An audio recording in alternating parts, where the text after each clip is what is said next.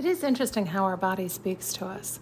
They were showing me consequences. I don't know if you remember, I had this conversation with them not too long ago where I was like, I don't want consequences.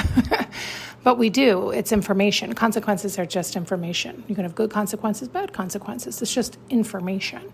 So I was using the example of food. Like I emotionally eat at times, and I've leaned into that too much as a form of pleasure or indulgence. And my body responds that you can't do that, right? It's because I end up, I gain weight and my skin isn't good, and like all these things will happen because I'm not honoring me. I'm not honoring my vessel, and my vessel is telling me you can't do that, right? This is why like some people can eat the moon and back and nothing, right? And other people can have the slightest thing. And it's like because your heart prefers this or that, or there's a lie or a tangle somewhere. There's all types of things, right? But it's your body saying, here's this consequence. Do you like it? And so for me, the consequence of skin and weight, no, I don't like that. Well, then stop doing it. I don't want to stop doing it. I enjoy eating. It brings me pleasure.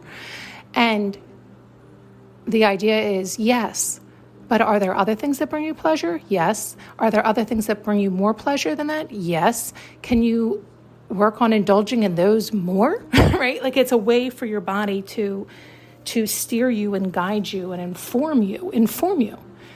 You can stay doing this thing that you like, but that ends up being greedy, gluttonous, right? Hoarding, and you're not experiencing what your heart wants to, the full of life. And it has the consequences of your skin, your hair, your weight, and then you get upset about that, and it affects your confidence, and then it's like this ripple effect, and then it does get depressive because then you're like, how did this happen? What do you mean, right? Because you weren't listening, you weren't staying present, and so it's like ring around the rosy we get when we're not staying present and we're not listening to our heart and our truest heart's desire, where we're it's the idea that I've shared where it's like a form of avoiding, right? It's the same idea of alcohol or drugs or sex. It's the same. It's all the same. It's just pick your pleasure kind of thing. Pick your avoidance, right? Anything that we indulge in too much, it's like our Achilles heel kind of thing, and we suffer the consequences.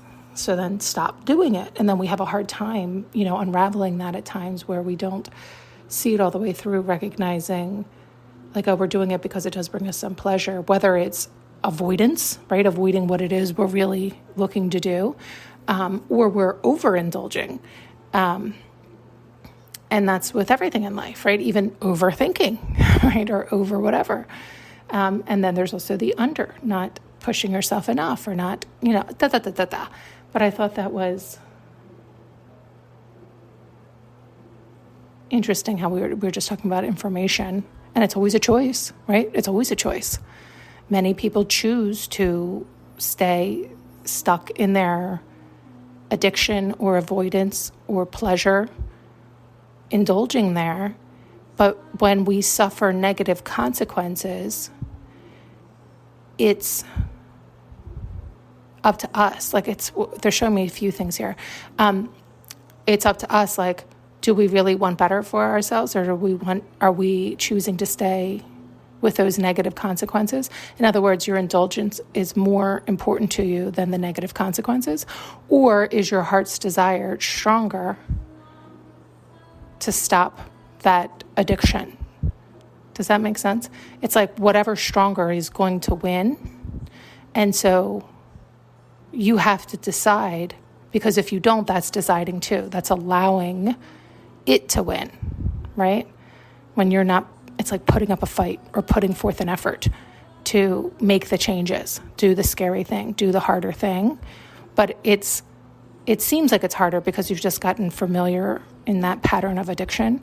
And so to force yourself to remain conscious and choose differently can feel and be a struggle at times. But if we ask ourselves the right questions in those moments, it's like, that's silly, of course. Of course, I'd rather feel better in my body. What am I doing? Right? Do I even want this right now? Or is it just habitual, right? Sometimes we can use the excuse that, let's just keep food as the example, but it tastes good. I really like it. I want to indulge in it. Yeah, but you're not even hungry right now, right? Like, it's one thing to indulge in what you like when you're hungry and you need to satiate yourself. It's another thing to just pick it up and eat all the time out of avoidance, right? Because it's a boredom, because you're not listening to what you're being called to do, or you're having a hard time even sitting still, right? Or sitting with yourself, or sitting with the discomfort, right? Sometimes we need to feel that, because that could be giving us information too. We tend to push it away. It's like, no, why? It's information. And sometimes it's to just watch it, just watch your mind go silly and not feed into it or associate with it, Because sometimes when we do that, give it even that attention, like a child, it can then see itself and then stop it. Thanks so much for tuning in and listening. You can now purchase an audio journey with me using the link below.